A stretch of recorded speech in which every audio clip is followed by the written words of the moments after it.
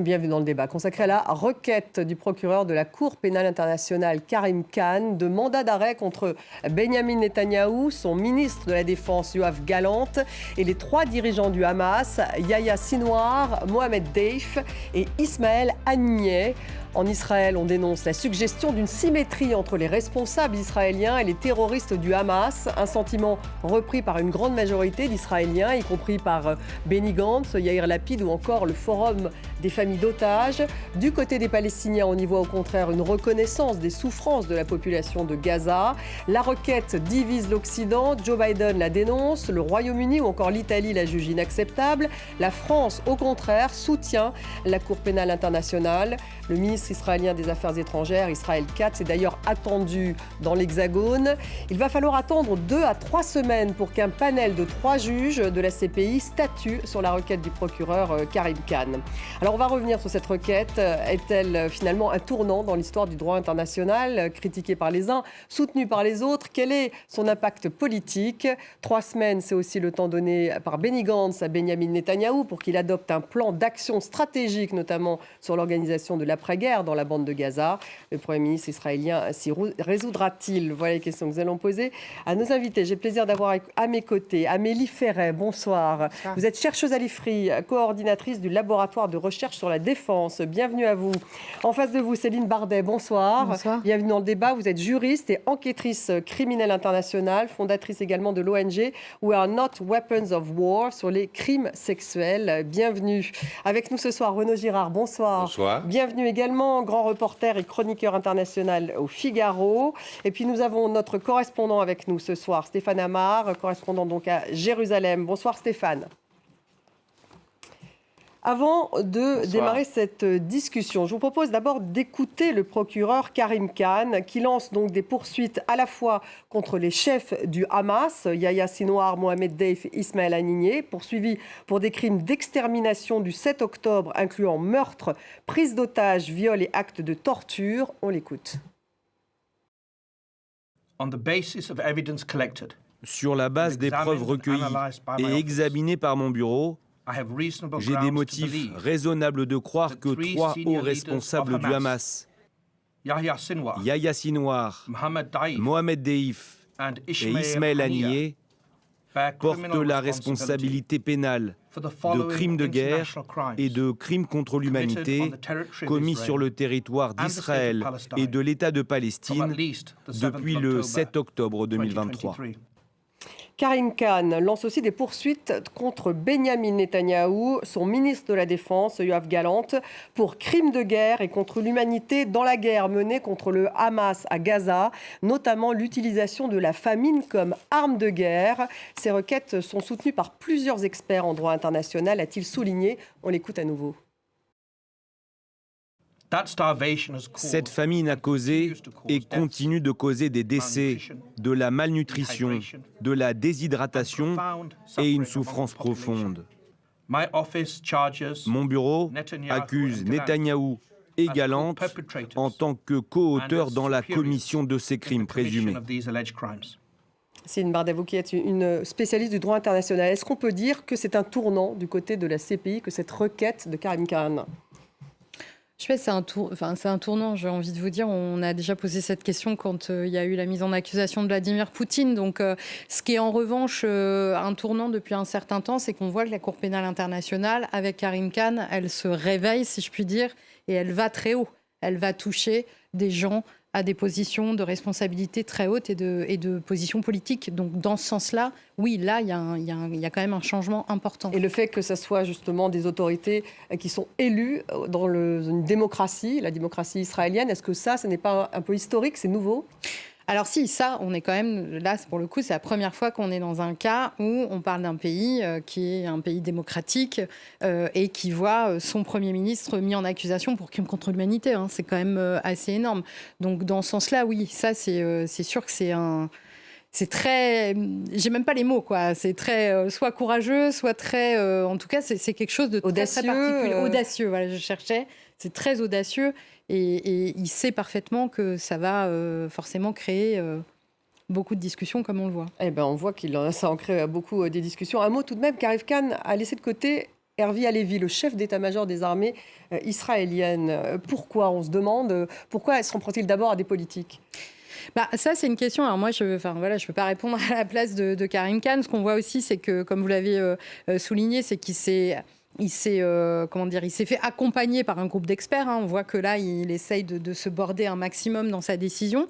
Mais c'est vrai que c'est étonnant.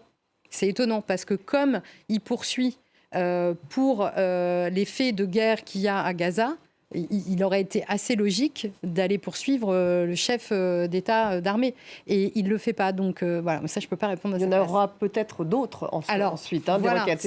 C'est à voir aussi. Amélie Ferret, peut-être une réaction justement sur le fait que le chef de l'état-major israélien ne soit pas inclus dans cette requête, vous qui êtes une spécialiste de la défense. Oui, moi, déjà, j'aimerais dire qu'il faut quand même replacer ce qui s'est passé dans toute la séquence entre Israël et Palestine, parce que ça fait depuis 2011 qu'en fait, les Palestiniens essayent de judiciariser le conflit avec cette tribune qui avait été faite par Mahmoud Abbas dans le New York Times, où il explique que le conflit israélo-palestinien n'est pas seulement un conflit justement militaire, mais que c'est aussi un conflit politique et surtout juridique. Et ça, c'est vraiment l'aboutissement de tout ce processus. Et en ça, à mon sens, c'est un tournant. Et c'est aussi un tournant sur le contexte opérationnel des conflits contemporains, où on a des armées qui doivent opérer. On l'a vu en Ukraine, effectivement, et on le voit encore plus en Israël-Palestine, avec cette possibilité de ensuite devoir rendre des comptes devant la Cour pénale internationale.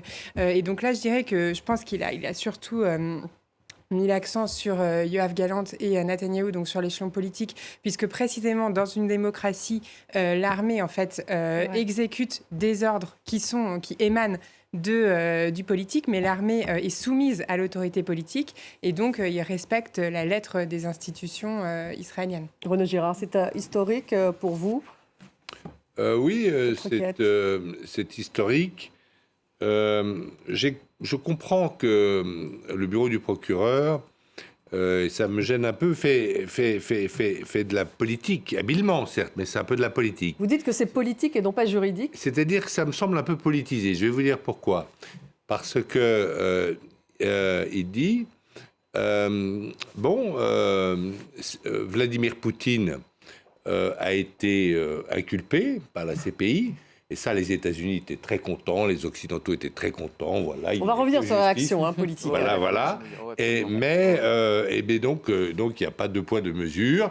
Vous voyez bien que même celui qui bombarde les Palestiniens avec des bombes américaines, il est aussi inculpé. Alors, il y a quelque chose qui me gêne, moi, c'est effectivement l'équivalence, c'est qu'il est mis dans le même sac le Hamas et Israël. Pourquoi ça me gêne ? Parce que le Hamas a attaqué des gens qui étaient parfaitement tranquilles, qui étaient d'ailleurs pour la plupart des pacifistes, les gens des kibboutz du sud d'Israël, pour y commettre des horreurs. L'action militaire en représailles, si vous voulez, de l'État d'Israël contre le Hamas, que j'ai, dans plusieurs éditoriaux d'ailleurs, condamné. J'ai dit qu'il ne fallait pas, surtout que cette opération israélienne ne soit pas de la vengeance, etc. Voilà, je n'ai pas été évidemment suivi, mais dès le début, j'ai dit attention, pas de vengeance sur la population, pas de punition collective.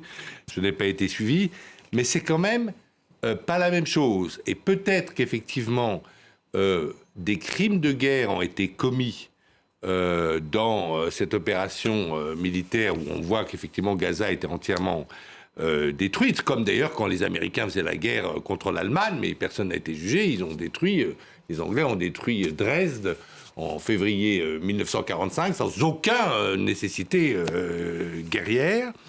Et donc en fait, vous n'aimez pas. Alors que le Hamas, c'est quand même des crimes contre l'humanité. C'est quand même, vous voyez, des viols, des choses, une sorte de barbarie pour la barbarie.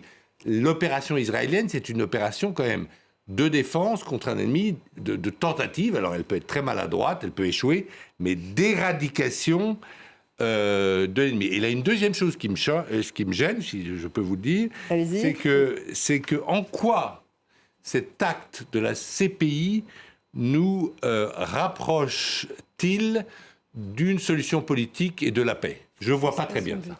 Alors, vous voulez répondre peut-être Oui, déjà, non, mais juste sur la dernière phrase, c'est une très bonne question, mais ça n'est pas son objectif et ça n'est pas son rôle à la Cour pénale internationale. Mais le fait, justement, ce que dit Renaud Girard, et d'ailleurs ce que disent la plupart des Israéliens, je vais faire réagir également Stéphane Amar, le fait de dire, voilà, il y a une symétrie, en fait, que la décision suggère une symétrie entre les responsables israéliens et les terroristes du Hamas.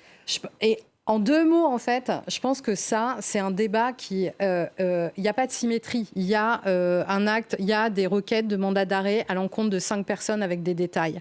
Maintenant, je pense que, pour le coup, c'était super compliqué, à mon avis, pour lui, d'en faire un ou pas l'autre. Il a des éléments qu'il considère suffisants des deux côtés. Il y a des accusations de crimes contre l'humanité des deux côtés. Et donc moi, je ne vois pas d'équivalence ou de symétrie ou de comparaison. Moi, je ne le vois pas comme ça. Après, je comprends tout à fait que les Israéliens, qu'on puisse le percevoir comme ça. Et je ne crois pas, ce n'est pas le rôle de la Cour pénale internationale. Et je ne pense pas que c'est l'intention de Karim Khan. On va écouter Benyamin Netanyahou, justement, là-dessus. En tant que Premier ministre d'Israël, je rejette avec dégoût la comparaison faite par le procureur de La Haye entre l'Israël démocratique et les assassins de masse du Hamas. Il s'agit d'une distorsion complète de la réalité. C'est exactement à cela que ressemble le nouvel antisémitisme. Il est passé des campus occidentaux au tribunal de La Haye. Quelle honte! Citoyens d'Israël, je vous promets une chose, la tentative de nous lier les mains échouera. Stéphane Amar à Jérusalem. Donc là, on vient d'écouter Benyamin Netanyahou, mais manifestement, l'ensemble de la classe politique, et puis même la plupart des Israéliens, allaient dans ce sens, plutôt choqués par cette suggestion d'une symétrie entre les responsables israéliens d'un côté et les terroristes du Hamas. Oui, absolument, tout à fait en écho avec ce que vient de dire Renaud Girard, ce que je peux entendre ici à Tel Aviv. Et je peux vous dire que c'est la première fois que je constate une telle unanimité parmi les Israéliens qui sont d'habitude extrêmement divisés sur toutes sortes de sujets. Mais sur cette affaire de la Cour pénale internationale, il y a une quasi-unanimité. Même des gens très à gauche que j'ai pu rencontrer sont scandalisés par ces recommandations, ces réquisitions du procureur. Alors, il y a effectivement ce sentiment d'abord et avant tout que Israël est la victime des massacres du 7 octobre. S'il n'y avait pas eu les massacres du 7 octobre, il n'y aurait pas eu la guerre à Gaza. Donc Israël a été forcé d'une certaine manière d'entrer en guerre contre le Hamas et tout ce qui s'ensuit, c'est en tout cas le sentiment des Israéliens et la responsabilité du Hamas.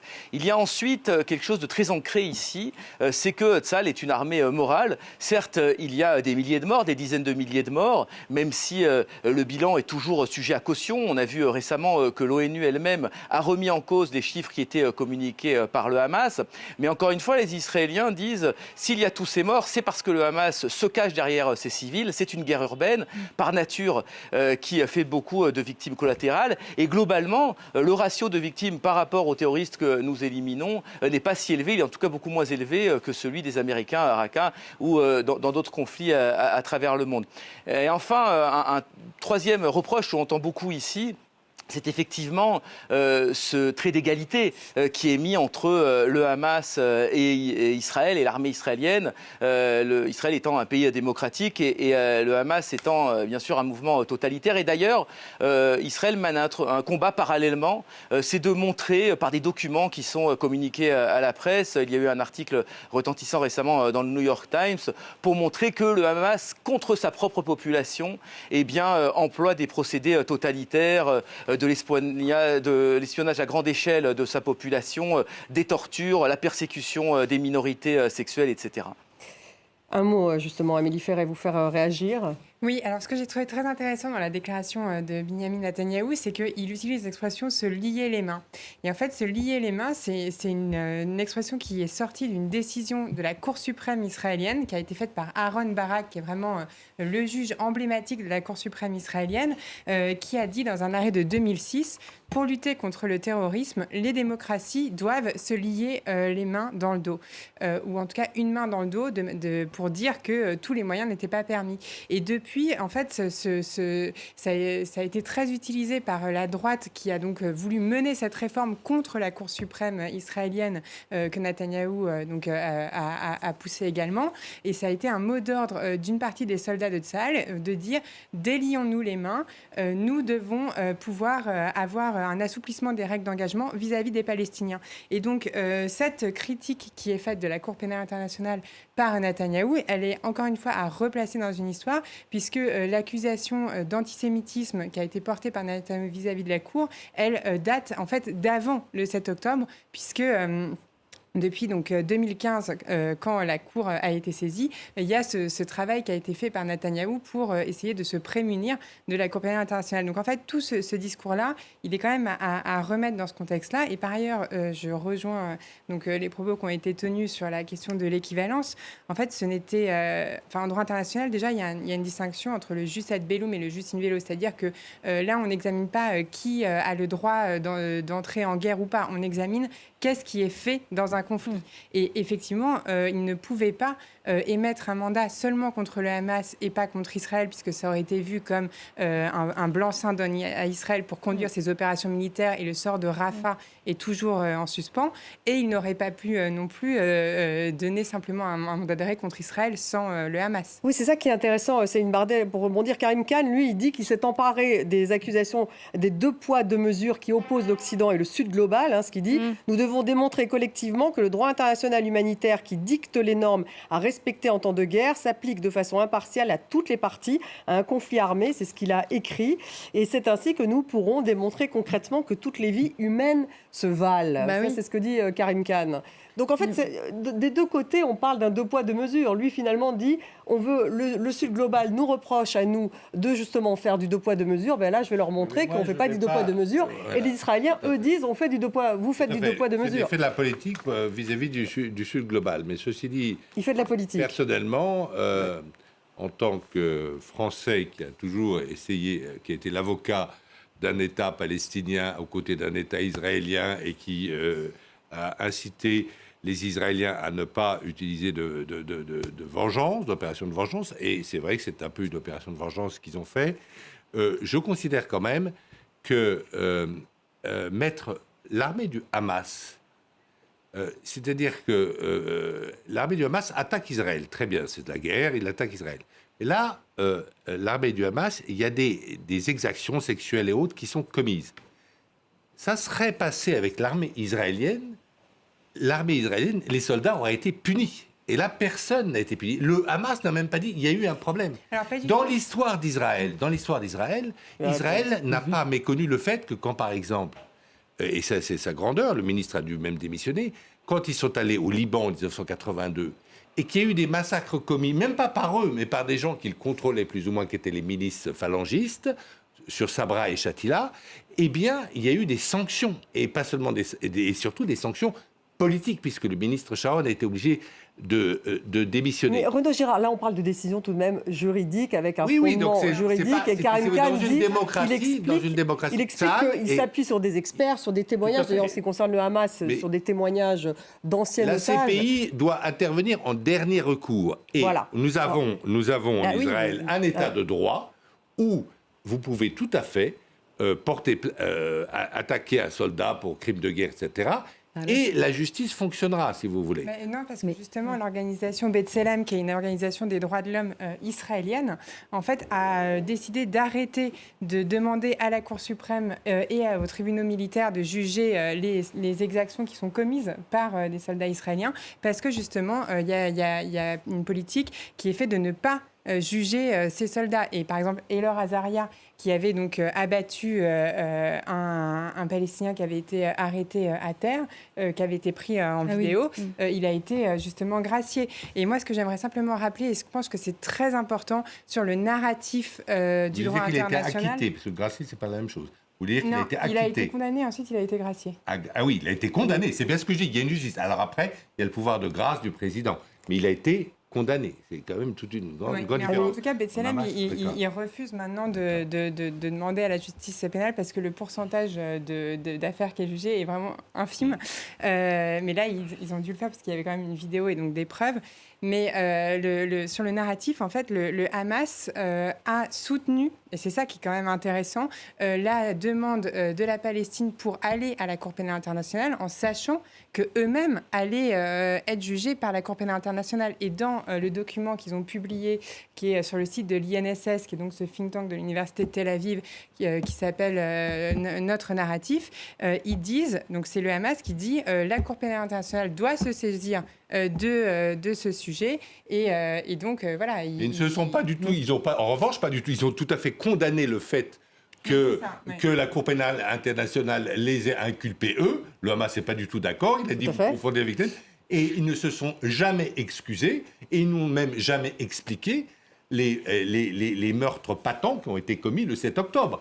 C'est quand même une très grande différence avec la démocratie israélienne, quand même. Céline Bardet, justement sur ce point que, en fait, ce tribunal, donc cette cour, cette CPI, c'est un dernier recours. Donc, a priori, et d'ailleurs, c'est ce que disent les Israéliens, c'est ce que disent aussi les Américains, on va écouter Joe Biden dans un petit moment, pourquoi ne pas laisser Israël, justement, mettre en place ces procédures ? Alors, parce que d'abord, Israël a ouvert des enquêtes. Moi, je travaille sur les crimes sexuels commis le 7 octobre. Je veux rappeler aussi que le 7 octobre a quand même été une barbarie. Je veux aussi penser aux familles aujourd'hui que ces décisions de Karim Khan a été rendues le lendemain de l'enterrement de Shani Louk, qui avait été paradé sur les... Donc et je il a pense utilisé des témoignages d'anciens otages, Karim Khan, pour justement monter le dossier contre le Hamas. Non, mais ce qu'il faut comprendre d'abord, c'est que Karim Khan, il n'arrive pas comme ça. Il y a un travail de documentation qui est fait par des avocats israéliens, qui est fait par certaines ONG, dont la mienne, etc. Donc, il se base sur tout ça. Ensuite, quelle était la question ? La question, c'était pour rebondir justement sur la justice en dernier recours. La justice en dernier recours. Ensuite, Israël n'est pas parti à la Cour pénale internationale. Israël a ouvert des enquêtes policières. Mais ce qui est intéressant aussi, je reprends le début de votre première question, le point tournant, c'est-à-dire que là, comme l'Ukraine d'ailleurs, on est quand même dans une situation en plein conflit. Moi, si vous me demandez mon avis, par exemple, je trouve ça un peu questionnable, le fait de mettre en place des actes d'accusation ou de mandat d'arrêt en plein conflit. Mais Israël, effectivement, a une enquête. Pour l'instant, l'enquête, elle n'avance pas beaucoup aussi. Je défie quiconque aujourd'hui de dire qu'est-ce qui a été commis précisément le 7 octobre, combien il y a de viols, combien... Donc, il faut qu'il y ait un travail indépendant là-dessus. Et ça, là-dessus, c'est peut-être aussi ce que dit Karim Khan. Maintenant, sur Gaza, l'autre problème, c'est qui a accès, comment on sait ce qui se passe. C'est ça aussi le problème. Donc, dernier ressort, c'est une manière de pousser aussi. Ça ne veut pas dire s'il fait ses demandes de mandat d'arrêt, ça ne veut pas dire que la Cour pénale internationale va procéder, etc., etc. Oui, donc il faut attendre 2 à 3 semaines. Il y a un panel de 3 juges qui vont donc observer le dossier présenté, donc les 5 requêtes du procureur, et ça va prendre 2 à 3 semaines. Et là, si effectivement ça se passe, il y aura des mandats d'arrêt contre Netanyahou possible, ou Yoav Gallant. Et là, on va revenir sur les conséquences. Mais avant ça, je voudrais qu'on parle des réactions internationales qui se sont quand même multipliées. Et on voit bien que c'est devenu un débat politique, puisque ces requêtes de Karim Khan divisent l'Occident. Joe Biden donc, le dénonce. Le Royaume-Uni ou encore l'Italie jugent aussi inacceptables ces requêtes. Et la France a un positionnement un peu différent, puisqu'elle soutient la Cour pénale internationale. On va faire d'abord un point d'image avec Florent Rodeau.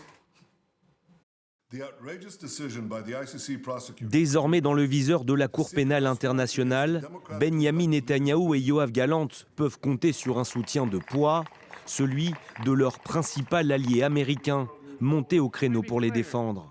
Nous rejetons la demande de la CPI de délivrer des mandats d'arrêt à l'encontre de dirigeants israéliens. Quoi que ces mandats puissent impliquer, il n'y a pas d'équivalence entre Israël et le Hamas. Comme les États-Unis, Israël ne fait pas partie des 124 pays qui reconnaissent l'autorité de la CPI, à la différence de la grande majorité de ses alliés européens, à commencer par le Royaume-Uni, dont la loyauté envers l'État hébreu semble passer en premier. Il s'agit là d'une évolution très négative. Bien sûr, elle est encore sujette à une décision finale, mais elle n'en reste pas moins profondément inutile. Un son de cloche plus nuancé du côté de la France, favorable, elle, à ce que la Cour établisse les responsabilités de chacun. La France alerte depuis de nombreux mois sur l'impératif de respect strict du droit international humanitaire et notamment sur le caractère inacceptable des pertes civiles dans la bande de Gaza. La France soutient la Cour pénale internationale, son indépendance et la lutte contre l'impunité dans toutes les situations. Basée à La Haye, aux Pays-Bas, la Cour avait jusqu'à présent poursuivi une majorité de dirigeants africains.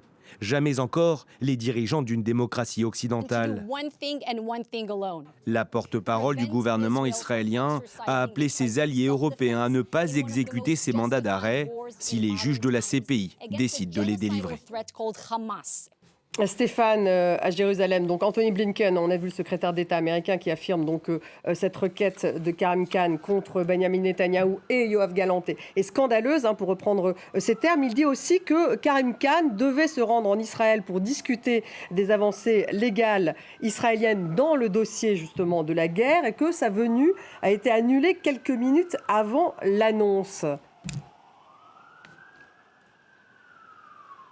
Oui, absolument. Cela fait beaucoup de bruit ici. C'est interprété comme un coup de poignard dans le dos parce qu'effectivement, Israël s'était dit disposé à échanger avec le procureur sur ce dossier et également à favoriser les enquêtes.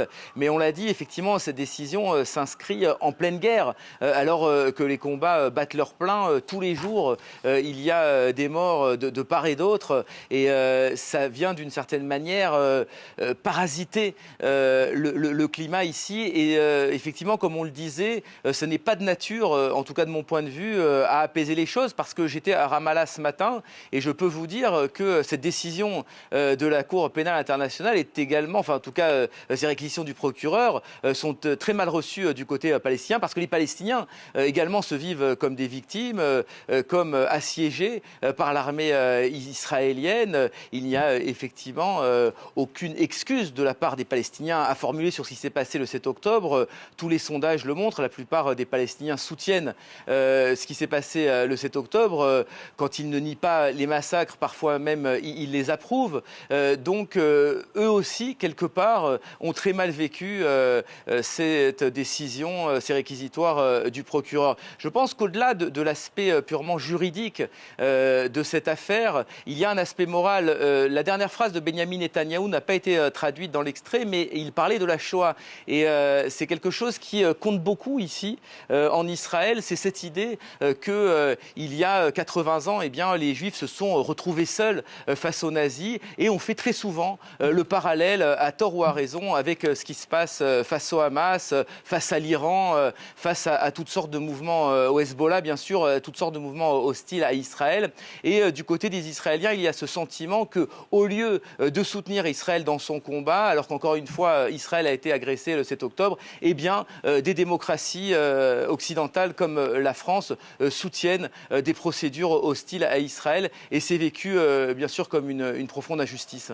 Renaud Girard, justement, pour rebondir sur ce que vient de dire Stéphane, sur la position de la France, pour le coup, on l'a vu dans le sujet. D'ailleurs, le ministre des Affaires étrangères israélien, Israël Katz, est attendu en France. La France soutient, elle dit qu'elle soutient la Cour pénale internationale et elle met en avant finalement que la CPI n'intervient qu'en dernier recours. Elle le redit, si un État n'a ni la volonté politique ni les capacités de conduire des poursuites, c'est ce que dit le communiqué.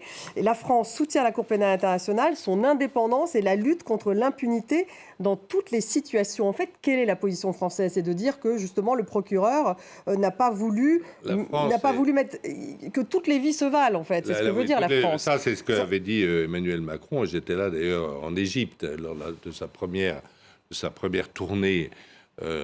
Où il avait commencé de manière assez saugrenue à parler d'une coalition contre le Hamas international, puis après il était allé en Égypte, où là il avait dit une chose importante, attention, toutes les vies se valent. Et ça, c'était bien reçu dans le monde arabe. Est-ce que c'est ce que redit la France lorsqu'elle soutient la CPI? Les Français ne se prononcent pas vraiment, là. C'est un petit peu, si vous voulez, heureusement, il soutient quelque chose dont la France est partie, si vous voulez. Ce serait très difficile. Rishi Sunak, il faut qu'il se décide, si vous voulez, à quitter la CPI ou y rester. Parce que, si vous voulez, il y a lui est beaucoup plus critique de Karim Khan. Beaucoup plus critique, mais mais il y a beaucoup de pays comme les États-Unis, comme Israël, comme bien sûr la Russie, etc., qui ne sont pas membres de la CPI. il peut se retirer. Mais la France n'a pas dit que le procureur avait raison, n'a pas dit qu'elle souhaitait que les juges se prononcent dans le sens de la procureure. Elle a simplement rétabli la chose. Il est important pour la France que la CPI, dans ces conflits, où c'est vrai que la France a averti et n'a pas été écoutée, que les Israéliens devaient faire beaucoup plus attention aux vies civiles, la France a redit, là, dans son communiqué, qui est un peu fade, si vous voulez, les principes, oui, parce que c'est comme si la France disait, la France soutient les principes de la Charte des Nations Unies. Oui, on le savait, parce que la France est fondatrice des Nations Unies. En fait, vous auriez souhaité qu'elle aille plus loin dans un sens ou dans l'autre, en fait.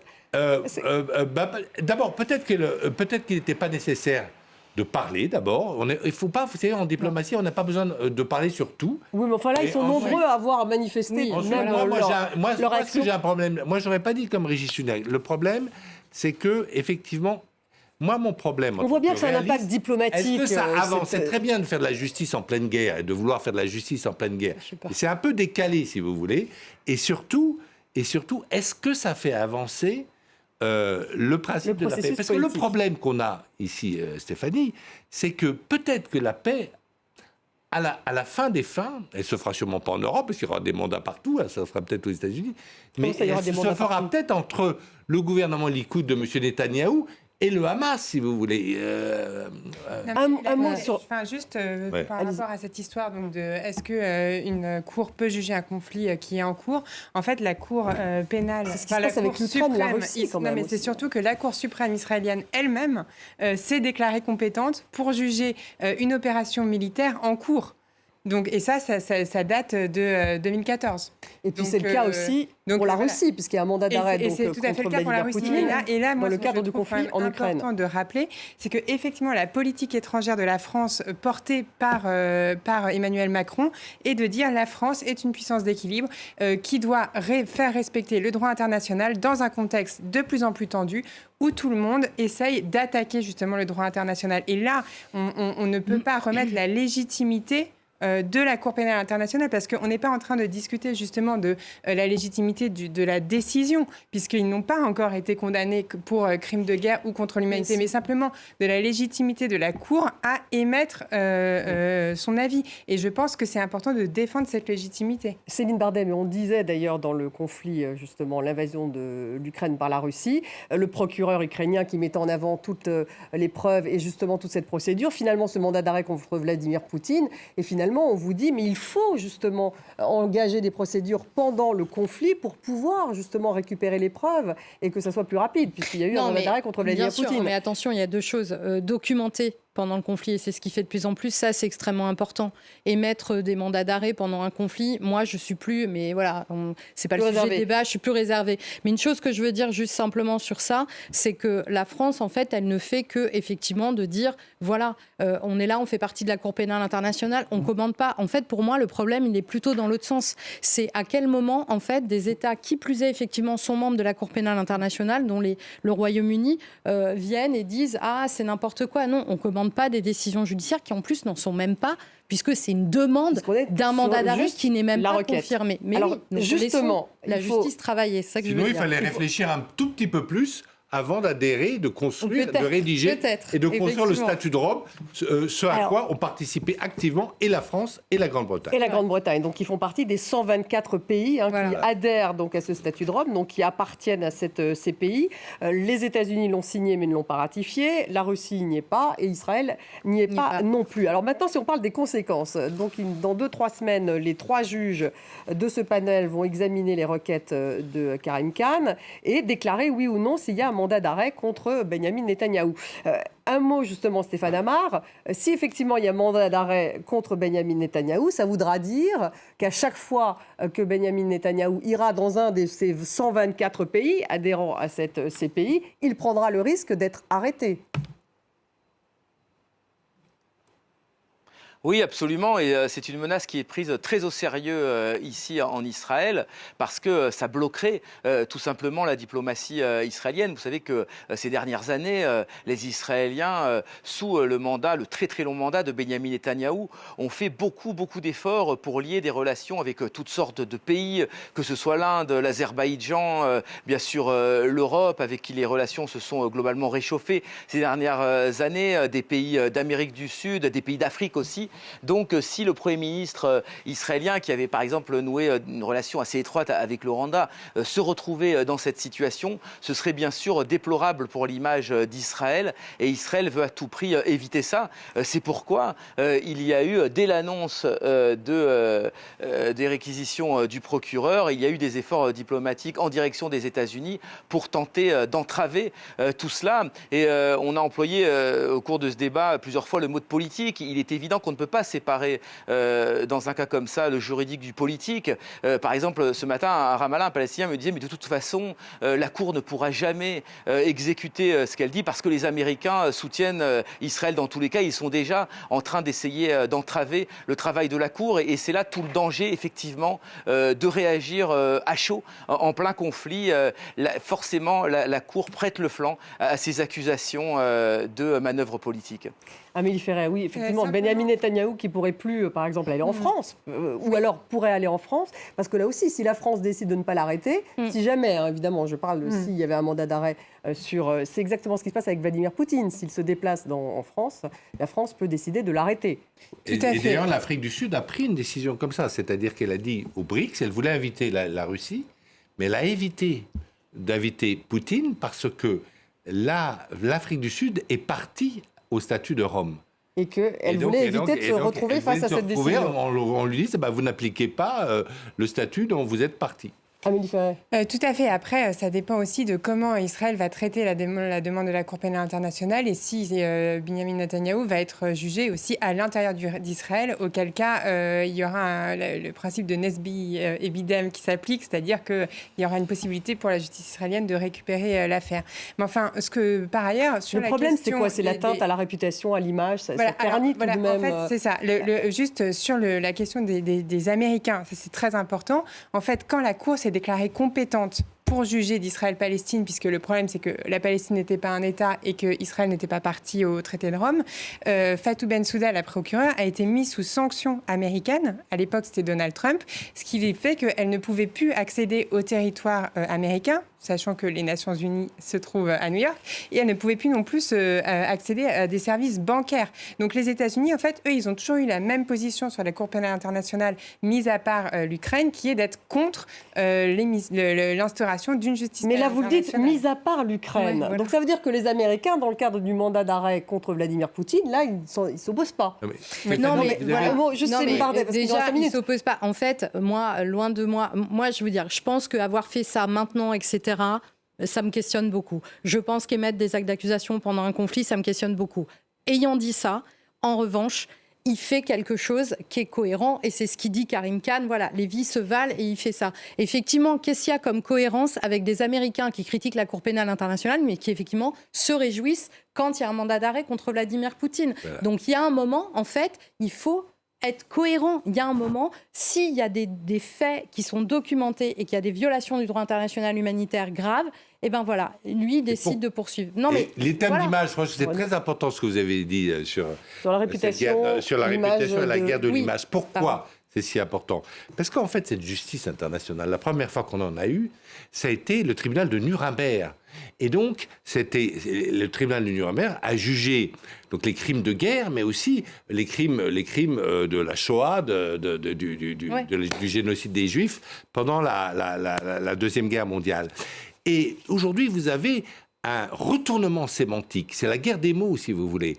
Et par exemple, lorsque vous regardez une chaîne arabe comme Al Jazeera, il y a marqué « ils ne couvrent pas la guerre », ils mettent « génocide in Gaza ». Donc, c'est l'inverse, c'est-à-dire qu'une cour maintenant internationale, c'est-à-dire la fille du tribunal de Nuremberg, va maintenant juger les génocidés comme génocidaires. Et c'est évidemment un retournement sémantique insupportable pour les Israéliens. Alors, la Cour pénale internationale ne parle pas de génocide, on le rappelle quand même. La Cour pénale internationale, en l'espèce, c'est important de le rappeler. Ce qui est intéressant et ce qui est important dans le travail de la Cour, c'est qu'on a vu sur ce conflit que ça déchaîne les passions, qu'il y a beaucoup de prises de position politique. Or, le langage juridique, c'est un langage qui est précis, qui est documenté et qui est émis par des juges dont on espère ne pas trop contester l'autorité. Donc, en fait, ça va permettre, sur le plan effectivement réputationnel, d'établir ce qui s'est passé et de qualifier ce qui s'est passé, non pas au regard de la morale, mais au regard du droit international. Et c'est ça qui est important. 2-3 semaines donc pour avoir la décision des 3 juges du panel qui vont examiner ces requêtes de Karim Khan. Il faudra aussi attendre 2-3 semaines, justement 3 semaines même plus exactement, c'est le temps donné par Benny Gantz à Netanyahou pour qu'il adopte un plan d'action stratégique, notamment sur l'organisation de l'après-guerre dans la bande de Gaza. On va écouter Benny Gantz. Si vous préférez le national au personnel et choisissez de suivre la voie de Hertz, Ben Gourion et Rabin, vous nous trouverez des partenaires dans la lutte. Mais si vous choisissez et conduisez les nations entières dans l'abîme, nous choisirons de démissionner du gouvernement. Benny Gantz qui met en cause Benyamin Netanyahou, Renaud Girard. Alors là, effectivement, tout le monde était autour de lui, autour de cette décision de Karim Khan. Mais là, il y a tout de même de vraies divergences. Il y a un ultimatum tout de même. Parce que quand on fait une guerre, si vous voulez, il faut avoir des objectifs. Et des objectifs de la fin de la guerre, des objectifs... Alors, par exemple, dans la Deuxième Guerre mondiale, c'était extrêmement simple, c'était vaincre l'Allemagne nazie, et ensuite de refaire du Japon et de l'Allemagne des pays démocratiques. Mais là, on parle du plan d'action après-guerre sur Gaza. Est-ce que ça sera militarisé ou pas? Alors, est-ce que l'armée israélienne doit se retirer de Gaza? C'est ça le vrai débat. Alors, est-ce que il y a plusieurs, en Israël, il y a plusieurs voix qui s'expriment. Il y a les voix les plus extrêmes de Smotrich, enfin de 2 ministres religieux d'extrême droite et de Ben Gvir, de dire en fait il faut virer de Gaza tous les Palestiniens et en faire une station balnéaire. Voilà, très bien pour les Israéliens. Ça c'est donc les envoyer dans les pays arabes n'étant pas forcément prêts à les accueillir. Ensuite, vous avez la solution qui est de Netanyahou, c'est-à-dire de recommencer... On n'a plus beaucoup de temps, il faut résumer là. L'occupation militaire. La troisième solution, mais qui est très hypothétique de Benny Gantz, qui est de dire on va faire administrer ça par des autorités politiques palestiniennes, mais qui ne seraient pas le Hamas. Et donc, on est... mais c'est une demande légitime. Je ne sais pas si ça vaut le chantage à la démission, mais c'est une demande légitime de dire à Netanyahou, on va où là ? On va où là? Non mais voilà, c'est ça la question. Un mot de conclusion. Qui sont extrêmement fortes aujourd'hui parce que vous avez 2 instances au gouvernement. Vous avez le cabinet de guerre avec justement Gallant, Gantz, Gabi Eisenkot, qui sont des gens qui ont toujours été, pour des raisons stratégiques, partisans d'une solution à 2 États. En disant c'est pas possible pour Israël au niveau sécuritaire de coloniser tout Israël, et des gens à l'intérieur du cabinet plutôt politique et sécuritaire qui sont les colons, qui par ailleurs défendent donc le grand Israël, ce qui est quelque chose que défend également Netanyahou, et ça on a tendance à l'oublier ici. Et donc aujourd'hui vous avez un clash qui est le même dilemme que le dilemme de 67 pour Israël, c'est-à-dire qu'est-ce qu'on fait des territoires qu'on a conquis. Voilà, et Benny Gantz qui demande donc une réponse à Netanyahou donc avant le 8 juin, dans 3 semaines. Donc ça fait beaucoup d'échéances dans 3 semaines. Merci beaucoup Céline Bardet d'avoir été avec nous, Amélie Ferret, merci Renaud Girard, merci à Stéphane Amar qui était avec nous à Jérusalem. Merci à vous tous de nous avoir suivis. Vous retrouvez l'émission sur les réseaux sociaux en podcast. À demain.